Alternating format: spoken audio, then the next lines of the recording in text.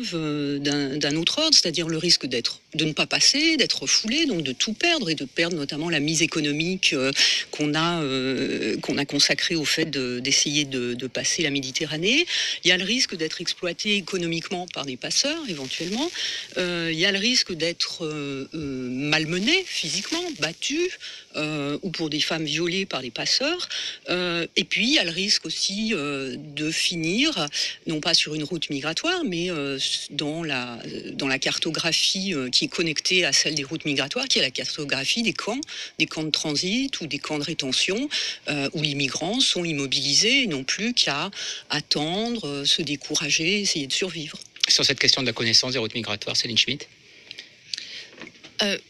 Moi, ce que je peux dire, c'est que par rapport aux réfugiés donc qui fuient, ce qu'il faut se souvenir, c'est que ils ont souvent pas d'autre choix en fait que de fuir.